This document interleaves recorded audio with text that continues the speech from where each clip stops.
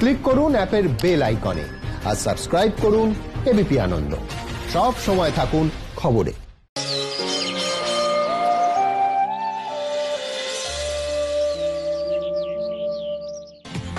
আনন্দ সকালে ফিরিলাম বিরতির পর। অভিনেতা সৌমিত্র চট্টোপাধ্যায় তার শারীরিক অবস্থা যথেষ্টই সংকটজনক। ভেন্টিলেশনে রয়েছেন তিনি। স্বাভাবিকভাবে তার কিডনি কাজ করছে না। 40% অক্সিজেন সাপোর্টে তাকে রাখা হয়েছে। ফুসফুসে আবারও নতুন করে সংক্রমণের আশঙ্কা তৈরি হয়েছে, যদিও নিয়ন্ত্রণে রয়েছে অন্ত্রের রক্তক্ষরণ। আরো সংকটজনক অভিনেতা সৌমিত্র চট্টোপাধ্যায়। বেলভিউ হাসপাতাল সূত্রে খবর, ভেন্টিলেশন সাপোর্টে রাখা হয়েছে বর্ষিয়ান অভিনেতাকে। স্বাভাবিকভাবে কাজ করছে না কিডনি, রাখা হয়েছে 40% অক্সিজেন সাপোর্টে। বেড়েছে মস্তিষ্কের অসাড়তা। ফুসফুসেও নতুন করে সংক্রমণের আশঙ্কা চিকিৎসকদের। শ্বাস প্রশ্বাস যাতে স্বাভাবিক থাকে তাই স্নায়ুরোগ বিশেষজ্ঞদের সঙ্গে আলোচনা করে এন্ডোট্র্যাকিয়াল ইনটিউবেশন পদ্ধতির সাহায্য নেন চিকিৎসকরা। হাসপাতাল সূত্রে জানা গেছে, মস্তিষ্কের যে অংশ ফুসফুসের কাজ নিয়ন্ত্রণ করে সেই অংশ ক্রমশ নিষ্ক্রিয় হয়ে যাওয়ার সম্ভাবনা তৈরি হয়েছিল। সেক্ষেত্রে সৌমিত্র বাবুর দম বন্ধ হয়ে যাওয়া এবং ফুসফুসে অন্যান্য সংক্রমণ বৃদ্ধি পাওয়ার ঝুঁকি তৈরি হচ্ছিল। তাই এন্ডোট্র্যাকিয়াল ইনটিউবেশন পদ্ধতি নেওয়া হয়। সাধারণত এটা দুটো ক্ষেত্রেই কাজে লাগে। যার ভেন্টিলেটরের দরকার আছে, আইদার তার ফুসফুসের নিজস্ব সমস্যার জন্য, অথবা ব্রেন বা শ্বাসনালীর এমন অবস্থা যে ব্রেন বলছে না শ্বাস নিতে, সেই জন্য সে নিজে নিতে পারছে না, অথবা তার শ্বাসনালীতে হাওয়া ঢুকছে না, অথবা তার লাঙের নিজের প্রবলেম আছে, সেই জন্য শ্বাস নিলেও ঢুকলেও সেখান থেকে তার অক্সিজেন কার্বন ডাইঅক্সাইড মেনটেন হচ্ছে না। তখন যখন ভেন্টিলেটারের দরকারটা আগে পড়ে ভেন্টিলেটারে। এবার এই ভেন্টিলেটারটা মানুষের শরীরের সাথে কানেক্ট করার জন্য একটা পথের দরকার পড়ে। এই পথটা হলো ইনটিউবেশন। ট্রাকিয়া মানে আমাদের শ্বাসনালীটাকে ট্রাকিয়া বলে। তারপর এন্ডোট্রাকিয়াল মানে ট্রাকিয়ার মধ্যে দিয়ে, ইনটিউবেশন মানে নলটা পরিয়ে দেওয়া। হাসপাতাল সূত্রে খবর, সৌমিত্র বাবুর ইউরিয়ার পরিমাণ স্বাভাবিকের থেকে বেশি, তাই কিডনি বিশেষজ্ঞের পরামর্শ নেওয়া হচ্ছে। তবে কিছুটা নিয়ন্ত্রণে প্লেটলেট কমার হার এবং অন্ত্রের রক্তক্ষরণ। ঝিলম করঞ্জাই, এবিপি আনন্দ, কলকাতা। 4000-এর উপরে থাকলেও রাজ্যে সামান্য কমলেও করোনা সংক্রমণ। কিছুটা কমলো দৈনিক মৃত্যু। সংক্রমণের শীর্ষে কলকাতা, মৃত্যুতে উত্তর 24 পরগনা। বাড়ল সংক্রমণের হার। ভারতে কমছে করোনার দৈনিক সংক্রমণ, মৃত্যু বাড়ছে আশার আলো। দেশে মোট আক্রান্তের সংখ্যা 79 লক্ষ ছাড়িয়েছে।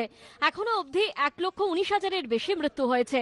তবে উৎসবের মরশুমের পর পরিস্থিতি কি দাঁড়াবে, চিকিৎসকদের মনে এটা এখনো বড় প্রশ্ন। এই প্রেক্ষাপটে দশমীতেও রাজ্যে করোনার দৈনিক সংক্রমণের সংখ্যা 4000-এর নিচে নামলো না। তবে সংখ্যাটা সামান্য কমেছে। সোমবার রাজ্য স্বাস্থ্য দপ্তরের বুলেটিন অনুযায়ী গত 24 ঘন্টায় বাংলায় করোনা আক্রান্ত হয়েছেন 4121 জন। রবিবার সংখ্যাটা ছিল 4127, শনিবার 4148, শুক্রবার 4143, বৃহস্পতিবার 4157। অর্থাৎ গোটা পুজোর মধ্যে দশমীর পরিসংখ্যানই সবচেয়ে কম।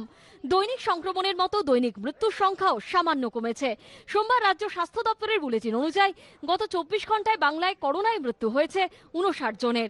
রবিবার সংখ্যাটা ছিল 60, শনিবার 59, শুক্রবার 60, বৃহস্পতিবার 64।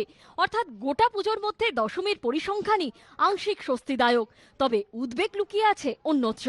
রাজ্যে করোনা পরীক্ষার সংখ্যা লাগাতার কমলেও সংক্রমিতের সংখ্যা কিন্তু তার সঙ্গে সাযুজ্য রেখে কমছে না। রাজ্য সরকারের রবিবারের পরিসংখ্যান অনুযায়ী গত 24 ঘন্টায় বাংলায় করোনা পরীক্ষা হয়েছিল 42,538টি। সোমবারের পরিসংখ্যান অনুযায়ী গত 24 ঘন্টায় করোনা পরীক্ষা হয়েছে 42,231টি। আর তাই রবিবার সংক্রমণের হার যেখানে ছিল 8.14%, সেখানে সোমবারের পরিসংখ্যান অনুযায়ী তা সামান্য বেড়ে হয়েছে 8.15%। সব মিলিয়ে এখনো পর্যন্ত পশ্চিমবঙ্গে করোনা আক্রান্ত হয়েছেন 3,53,822 জন। মৃত্যু হয়েছে 6,546 জনের। অ্যাক্টিভ রোগীর সংখ্যা বেড়ে হয়েছে 37,190। গত 24 ঘন্টায় রাজ্যে সুস্থ হয়েছেন 3,889 জন। এখনো অবধি মোট সুস্থ হলেন 3,10,086 জন। সুস্থতার হার 87.64%। এবিপি আনন্দ। করোনার মতো বিশ্বকে দীর্ঘদিন দরজা বন্ধ করে রাখতে বাধ্য করেনি আর কোনো মহামারী। সীতার অগ্নি পরীক্ষার মতো করোনা আমাদের কাছে পরীক্ষা। বিদ্বেষ নয়, মানবতার প্রতি প্রেম রয়েছে তার। দ্য ফিউরি অফ কোভিড-19 এর বিশ্লেষক, লেখক ও ইতিহাসবিদ বিনয় লালের সমালোচনায় সরব মোদী ও ট্রাম্প সরকারের। নোভেল করোনা ভাইরাস, যার দাপটে বিশ্বজুড়ে আতঙ্ক, অর্থনীতিতে বিপর্যয়, কর্মহীন কোটি কোটি মানুষ।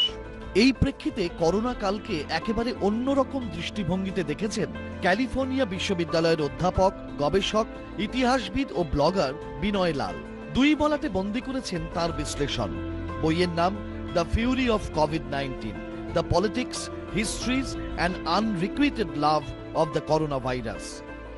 जब आप आधुनिक इतिहास देखते हैं पिछले 250 साल का, उसमें पहले कई महामारी हो चुके हैं और 250 साल से पहले भी कई हो चुकी हैं, लेकिन ये महामारी जो है ये बिल्कुल अलग प्रकार का है। 1957 में हुआ था एशियन फ्लू और 1968 में 68 में हुआ था हांगकांग फ्लू।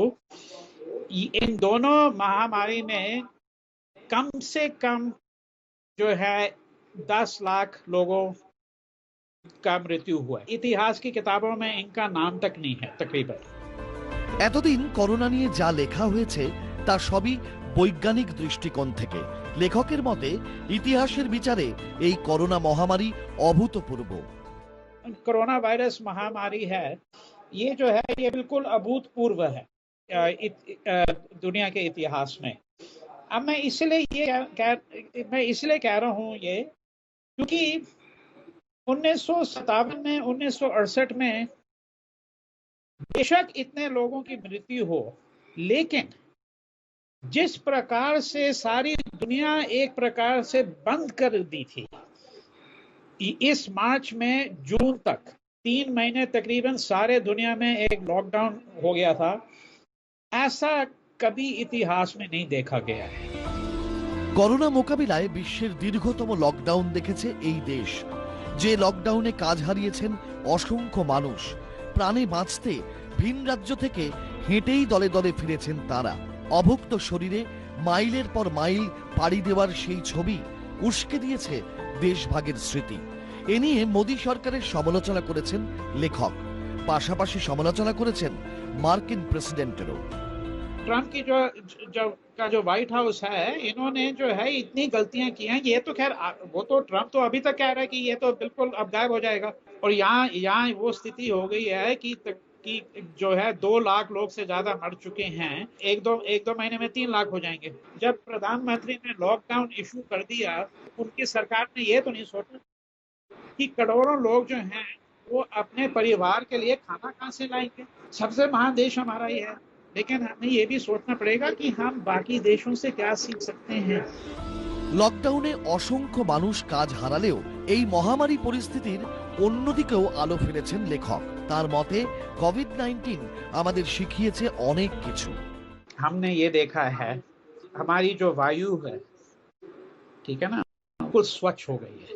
जब ये लॉकडाउन शुरू हुआ उसके 1 महीने बाद वायु इतनी स्वच्छ हो गई थी, the air was so clean कि आप 200-300 किलोमीटर दूर जलंधर में रह के आप हिमालय देख सकते। इसका मतलब ये है कि जिस प्रकार की हम जिंदगी काट रहे थे वो शुरू से ही गलत थी, और तभी मैंने ये किताब का नाम रखा है the fury of covid. Corona virus जो है एक प्रकार से हमें कह रहा है कि मुझे मानवता से प्रेम है। आप दुकान पे गए, आपने बतेरी चीजें खरीदी जिसकी आपको कोई जरूरत ही नहीं, बिल्कुल कोई जरूरत नहीं है।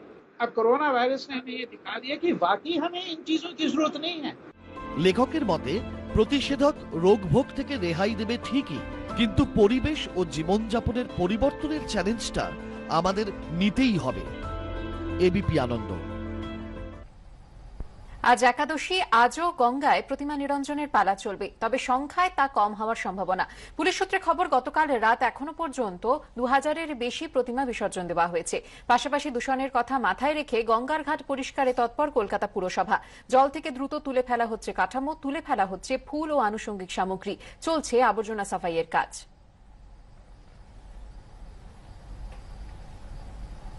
গতকালের মতন আজকেও প্রতিমা নিরঞ্জন করতে পারবেন পুজোর উদ্যোক্তারা, এবং সেই অনুযায়ী প্রস্তুতিও কিন্তু চলছে। যেভাবে পুলিশের নিরাপত্তার ব্যবস্থা করা হয়েছে সেই ব্যবস্থা আজকেও থাকছে। প্রথমে ছবিটা দেখাচ্ছি, আমরা দেখতে পাচ্ছি যে এখানে যে গতকাল প্রতিমা যে নিরঞ্জন হয়েছে তারপরে যে কাঠামো গঙ্গার এই যে আশেপাশে রয়েছে সেই কাঠামোগুলোকে সরানোর প্রক্রিয়া কিন্তু চালাচ্ছে কেএমসির কর্মীরা। যেটা পুলিশ সূত্রে খবর যে গতকাল রাত্রি পর্যন্ত প্রায় 2000-এর ওপরে প্রতিমা নিরঞ্জন হয়েছে।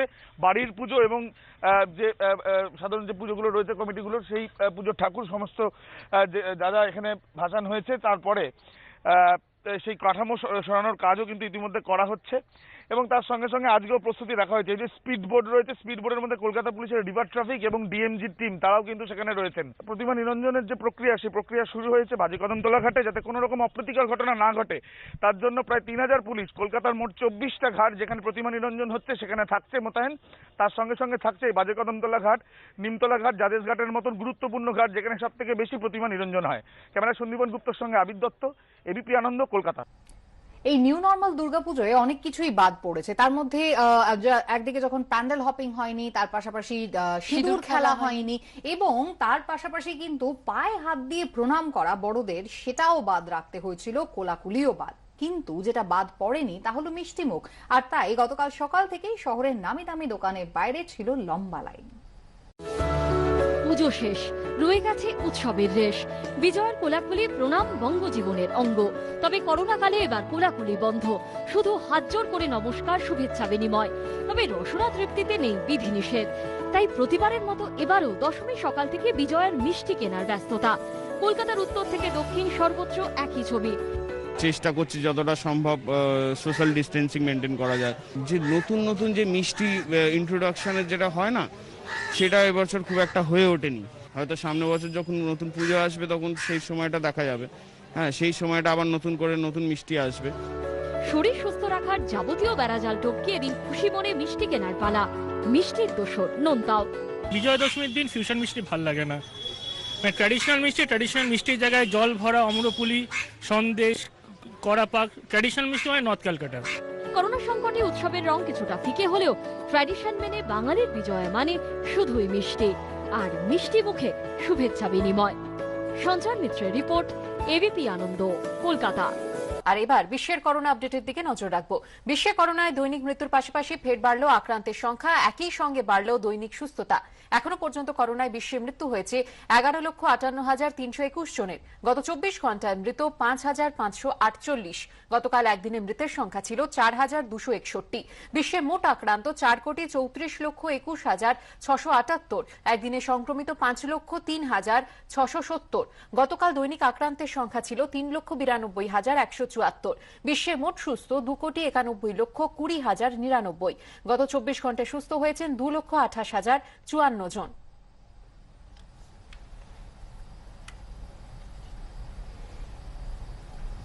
এবার চাঁদের বুকে পাওয়া গেল জলের হদিশ। যুগান্তকারী আবিষ্কার নাসার। আমাদের পৃথিবীর একমাত্র উপগ্রহ চাঁদে জল রয়েছে কিনা বহু বছর ধরেই তা নিয়ে গবেষণা চলছে।